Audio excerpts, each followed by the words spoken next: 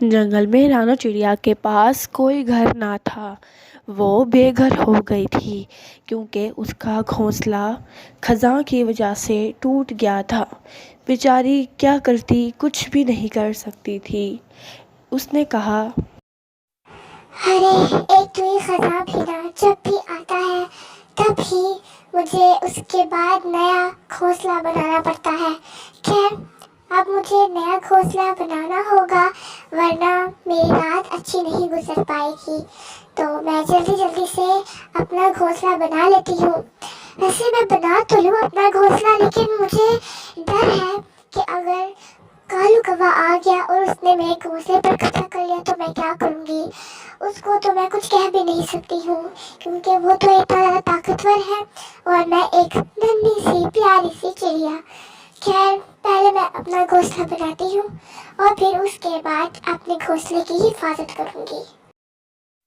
अब तो मुझे डर डर के बनाना पड़ेगा। वैसे पता नहीं कालू कौवा क्या बनता है अपने आप में। वैसे अगर ये आया तो मैं इसको बता दूंगी कि मैं भी कौन हूँ। हर वक्त अपनी अपनी ही चीज़ें मर्जियाँ सही नहीं होती हैं। हम भी बता देंगे कि हम भी बहुत ताकतवर हैं। मैं इसे बता दूंगी अगर इसने कुछ भी किया तो।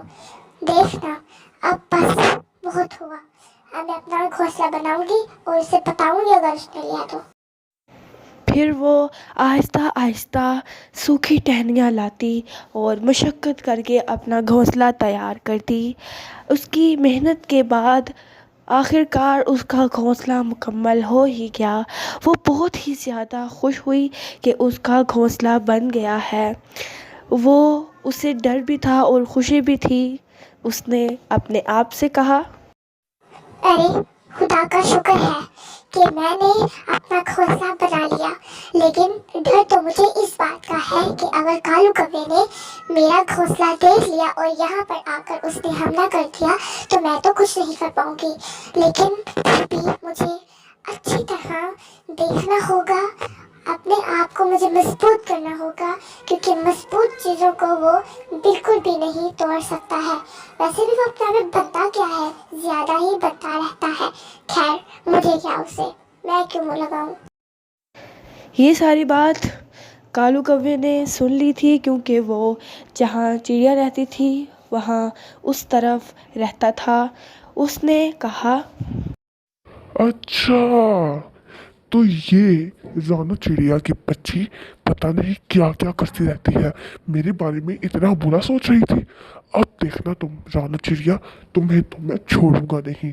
पता नहीं क्या क्या तुम तंग करती रहती हो, इतना गंदा तुम मेरे बारे में सोचती हो। अब हर ज़रूरी तो नहीं कि मैं हर दफ़ा इसका ही चीज़ें चुराऊँ या किसी और की। मैं जानता हूँ कि मैं चीज़ें चुराने में माहिर हूँ, लेकिन अब इतना भी नहीं कि मैं सबकी ही चीज़ें चुराऊँ। रानू चिड़िया, तुमने अब मुझसे दुश्मनी मोल ली है। अब तुम देखना कि मैं तुम्हारे साथ करता क्या हूँ। फिर वो अपना घोंसला बना लेता है। जब वो अपना घोंसला बना लेता है तो वो पूरी चिड़िया के सामने अपना घोंसला बनाता है।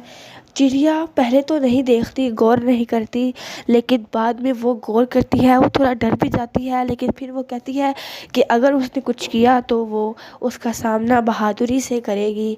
उसने कहा, अरे कालू, तुम यहाँ क्या कर रहे हो। तुम्हें मेरे पड़ोसी बनने का कुछ ज्यादा ही शौक है क्या, जो मेरे साथ ही आकर अपना घोंसला बना लिया। खैर तो है, ठीक तो हो, तुम्हारी तबीयत तो ठीक है। और गोई कभी कहाँ है, आजकल नजर नहीं आती। जी हाँ, मैं तो बिल्कुल ठीक हूँ। आप अपनी सुनाएं। दरअसल बात ये है कि मैंने आपसे पूछ कर तो ये लेना नहीं है। गौरी ठीक है, अपनी मामा के घर गई हुई है। हाँ, तो हम ये बात कर रहे थे कि तुम कौन होती हो मुझे रोकने वाली।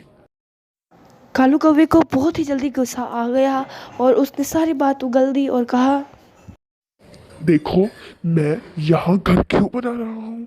तुम्हारे दिल में यही सवाल उठ रहा होगा।